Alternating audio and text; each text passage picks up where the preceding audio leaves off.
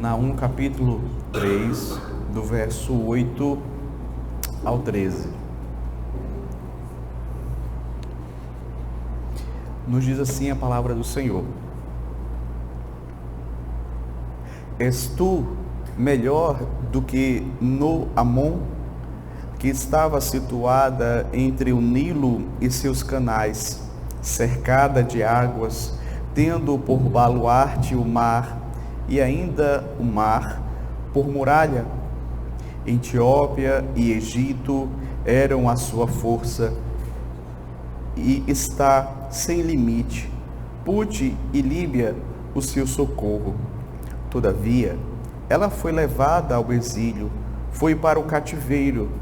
Também os seus filhos foram despedaçados nas esquinas de todas as ruas.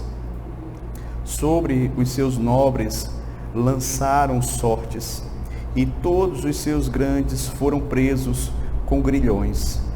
Também tu, Nínive, serás embriagada e te esconderás. Também procurarás refúgio contra o inimigo. Todas as tuas fortalezas são como figueiras, como figos temporãos. Se os sacodem, caem na boca do que os há de comer. Eis que as tuas tropas no meio de ti são como mulheres. As portas do teu país estão abertas de par em par aos teus inimigos. O fogo consome os teus ferrolhos. Até aqui, queridos, a leitura da palavra do Senhor nosso Deus. Queridos, ao longo da história, grandes impérios têm se levantado. Grandes impérios se levantam com confiança nas suas próprias forças, com confiança na sua localização estratégica, com confiança também nas suas alianças políticas. No entanto, por mais poderosos que sejam esses impérios, todos eles tiveram um fim. O capítulo 3 aqui de Naum nos lembra disso. Aqui, Naum vai comparar a cidade de Nínive com uma outra cidade chamada No-Amon, que era uma cidade egípcia, conhecida também por Tebas, uma cidade que era grandiosa, mas que veio a cair. E esse texto ele vai nos ensinar uma verdade muito preciosa. Que verdade? De que nenhuma força humana ou reino humano poderá resistir ao juízo divino. Nenhuma força humana, nenhum reino humano poderá resistir ao juízo divino. Queridos, nós temos estudado aqui nas quartas-feiras meditações aqui no livro do profeta Naum, e temos aprendido que o livro de Naum é composto de 3 capítulos. No primeiro capítulo, Naum apresenta Deus como sendo o Deus justo, o Deus vingador, o Deus que vai punir Nínive. Capítulo 2, Naum descreve a destruição de Nínive com riquezas de detalhes, mostrando o quão repentino será o ataque que virá sobre ela e, ao mesmo tempo, o quão violento esse ataque de um exército invasor será. E esse ataque é a manifestação do juízo do Senhor nosso Deus. Então, queridos, e nós chegamos aqui no capítulo 3, onde Naum descreve a cidade de Nínive como uma prostituta que será humilhada, que será exposta perante os seus inimigos. E também ele faz referência a outras cidades que caíram também por causa da sua injustiça, por causa da sua impiedade. E na porção que nós lemos, nós vamos perceber justamente isso. O profeta Naum traz à memória de Nínive o que aconteceu com uma outra cidade, a cidade de No-Amon, a cidade de Tebas, não é? Que caiu também. E a ideia aqui é justamente de trazer a memória de Nínive e mostrar a ela que assim como o Senhor exerceu juízo contra aquela cidade egípcia, ele também exerceria juízo contra a cidade de Nínive. Era só uma questão de tempo, mas o juízo chegaria sobre aquela cidade. Então, não adiantava o prestígio, não adiantava o poderio militar, não adiantava a localização geográfica, nada disso seria suficiente para proteger Nínive do juízo que estava por vir. Com base nisso, queridos, eu gostaria então de meditar com os irmãos sobre o seguinte tema: quando a segurança humana se torna ilusão. Quando a segurança humana se torna ilusão. Nós vamos ver aqui dois princípios importantes com base nesse tema. Primeiro, a insensatez de confiar no poder humano diante do juízo divino. Esse é o primeiro ponto que eu gostaria de destacar nesta ocasião. O quão insensato é confiar no poder humano diante do juízo de Deus. Veja o verso 8. És tu melhor do que no Amon, que estava situada entre o Nilo e seus canais, cercada de águas, tendo por baluarte o mar e ainda o mar por muralha? Veja que aqui no verso 8, Naum, ele vai questionar a Nínive. Você, Nínive, acha que é melhor do que Tebas? Você acha que é mais poderosa do que ela? Você não lembra do que aconteceu com ela? E aqui Naum compara Nínive com essa poderosa cidade chamada Tebas, uma cidade egípcia, que foi conquistada pelo próprio Império Assírio no ano de 663 a.C. E o ponto forte de Tebas era justamente a sua localização. Ela era uma cidade que, de acordo com o próprio texto, ela era cercada pelas águas, ela era cercada pelo rio Nilo, ela possuía uma muralha natural, uma espécie de proteção natural contra os adversários. No entanto, nem mesmo essa fortaleza natural foi capaz de impedir que o juízo de Deus chegasse até aquela cidade. E aí, o que vai acontecer? Naum lembra esse fato histórico e agora chama a atenção de Nínive, dizendo: da mesma forma, você, Nínive, que se sente tão segura, porque você está coberta pelo rio Eufrates, você está protegida pelo rio Eufrates, você está protegida por suas muralhas grandiosas, conforme nós já mencionamos aqui, mas isso não vai impedir que o meu juízo chegue até você. Essas coisas não vão proteger você do juízo que está para chegar. E no verso 9 e 10, Naum prossegue e diz assim: Etiópia e Egito eram a sua força, e esta sem limite, Pute e Líbia o seu socorro. Naum aqui está mostrando que Tebas, ela contava com várias alianças políticas. Ela tinha recursos não apenas de si mesma, mas também de outras cidades. No entanto, diante do juízo de Deus, isso não serviu de nada. Por mais que ela tivesse outras cidades que estavam dispostas a entrar numa guerra por ela, a protegê-la, a lutar por ela, mas quando o juízo de Deus chega, nada disso adianta.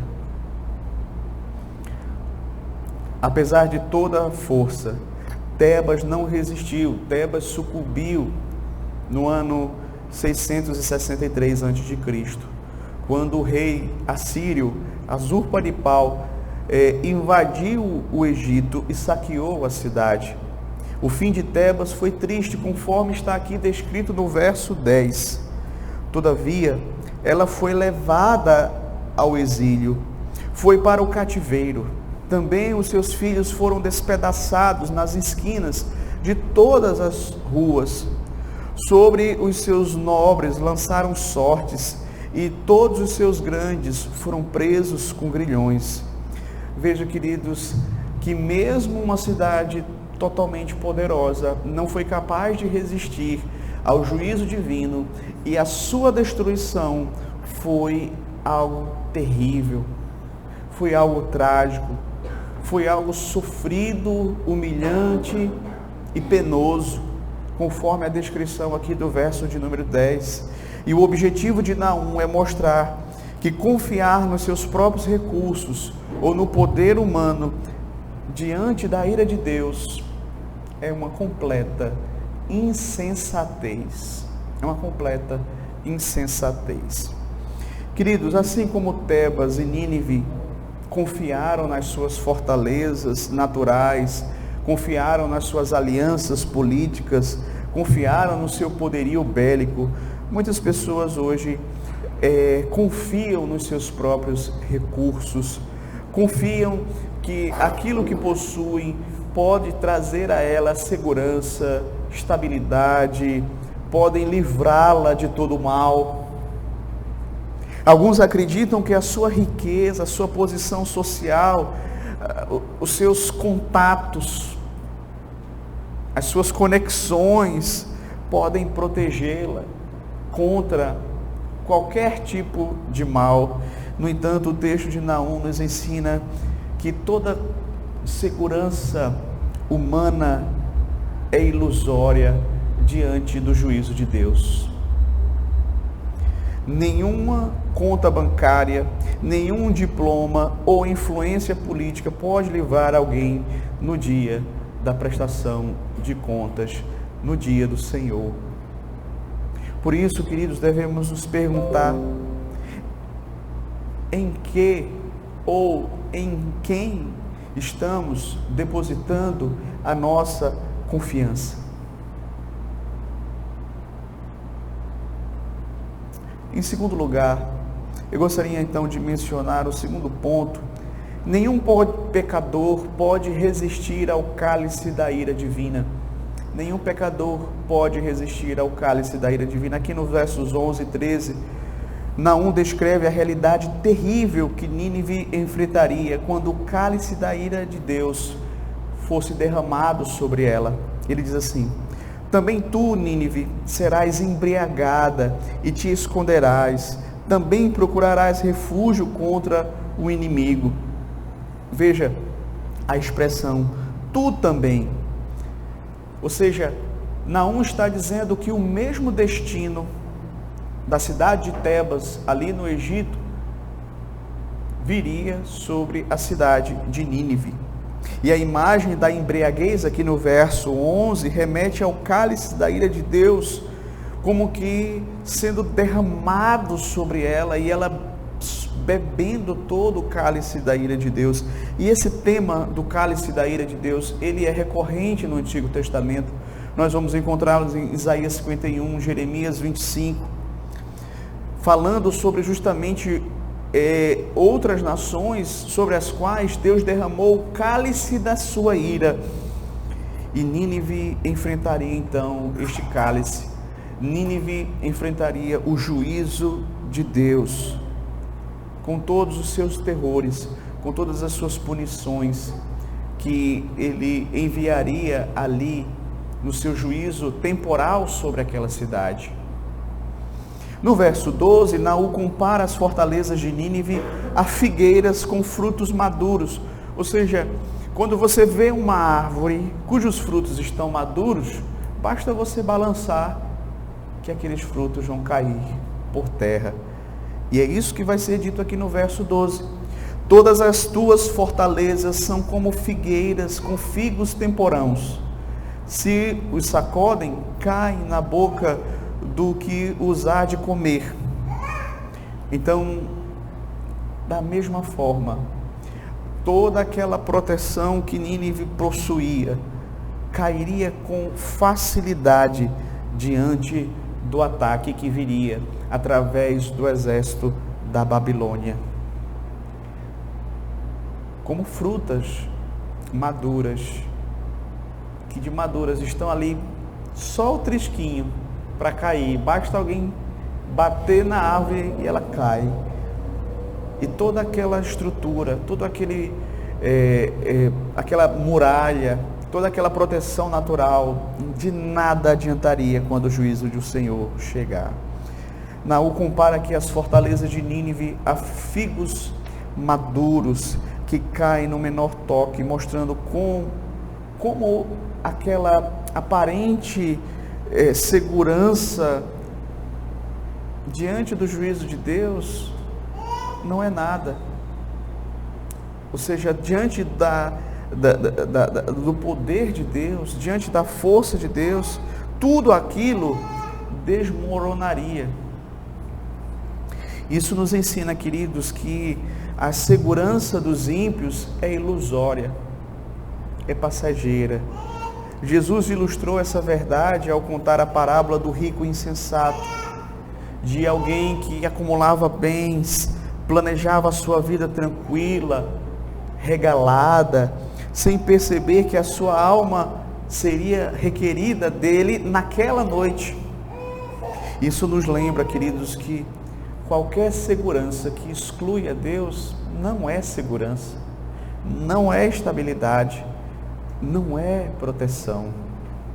Apenas aqueles que fazem do Senhor o seu refúgio é que vão realmente ter uma proteção verdadeira, tanto nesta vida quanto na eternidade.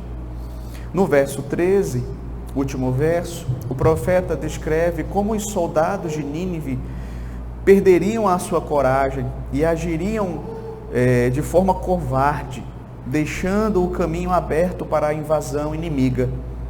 As portas da cidade se abririam e o fogo consumiria as suas fortificações. Verso 13. Eis que as tuas tropas no meio de ti são como mulheres. As portas do teu país estão abertas de par em par aos teus inimigos.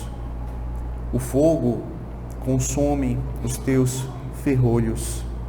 Ou seja, no auge da sua glória, Nínive era uma cidade temida inclusive pelo seu exército, temida pela sua força, pela sua crueldade, pela sua violência. No entanto, quando o juízo de Deus chegou sobre aquela cidade, os seus guerreiros ficaram fracos, se acovardaram, ficaram impotentes. As suas defesas foram facilmente rompidas. Isso nos ensina, queridos, que sem a bênção de Deus, até os mais poderosos se tornarão vulneráveis. Muitos confiam na sua própria força, confiam na sua própria inteligência, na sua capacidade de planejar, de arquitetar, de se antecipar a situações, acreditando que sempre vão ter o controle de tudo, o controle da sua vida, o controle das circunstâncias, o controle da vida daqueles que estão ao seu redor. Provérbios 21, 31 fala que o cavalo prepara-se para o dia da batalha, mas do Senhor vem a vitória. Se a nossa segurança não estiver no Senhor, tudo aquilo que nós construímos pode ruir em um momento decisivo, como foi esse aqui para Nínive. Então, queridos, por fim, a mensagem de Naum nesta porção do seu livro é muito clara. Assim como Tebas caiu, Nínive também cairia. Era apenas uma questão de tempo. E diante disto, eu gostaria então de refletir sobre algumas aplicações a mais para as nossas vidas hoje. Em primeiro lugar, não devemos acreditar que alguém ou algo pode nos proteger da ira divina. Como nós mencionamos aqui, muitos acreditam nas suas riquezas, muitos acreditam nas suas conexões políticas, no seu status, muitos até acreditam no seu na sua tradição religiosa, por ter nascido num lar protestante. Mas, queridos, nada disso é capaz de nos justificar diante do Senhor Deus. E, consequentemente, se não formos justificados no dia do juízo, nenhum bem material, nenhum prestígio social, nenhum pedigree religioso poderá nos salvar. Somente o Senhor Jesus Cristo, Ele pode ser refúgio verdadeiro no dia da ira do Senhor. Em segundo lugar, não devemos nos iludir pensando que Deus agirá de forma diferente conosco se estivermos na impiedade. Nínive acreditava que o que aconteceu com Tebas jamais aconteceria com ela. E muitas vezes o pecador, ele tem essa falsa confiança, essa falsa segurança e essa atitude inclusive de soberba, dizer: não, vai acontecer com outro, mas não vai acontecer comigo, porque eu sou especial. Mas isso é uma falsa confiança. Se o homem está vivendo debaixo do pecado, ele está debaixo da ira. Ele é chamado nas Escrituras de filho da ira de Deus. E se ele não se arrepender do seu pecado, se ele não crê em Jesus Cristo, é só uma questão de tempo para que o juízo de Deus sobrevenha a ele. Em Apocalipse 6, João descreve reis e poderosos tentando se esconder da ira do Cordeiro, mas sem sucesso. O juízo de Deus virá sobre toda a terra e ninguém poderá escapar desse juízo por sua própria força, por sua própria conta. Diante dessa realidade, surge a pergunta: como é que nós podemos ser salvos da ira de Deus? Não podemos brincar, e aqui em terceiro lugar, não podemos brincar com o cálice da ira de Deus. Mas como é que nós podemos nos salvar da ira de Deus? E a resposta está no Evangelho do Senhor Jesus Cristo. Por amor aos seus eleitos, Deus desviou o cálice da sua ira que nós deveríamos beber e o deu ao seu Filho. E na cruz do Calvário, Cristo sorveu até a última gota do cálice da ira de Deus que estava destinado para mim e para você. Ele sofreu em nosso lugar. E agora o Senhor Deus nos oferece o cálice da nova aliança no sangue de Cristo. Um cálice que simboliza comunhão,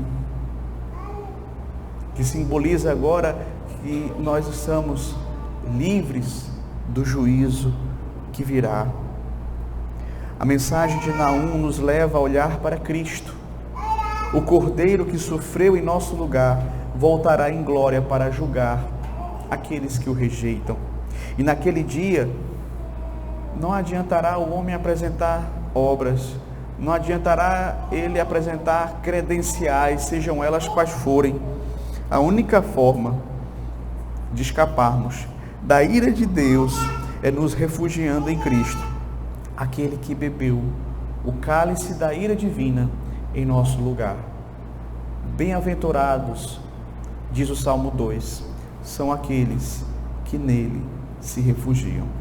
Que Deus os abençoe. Amém.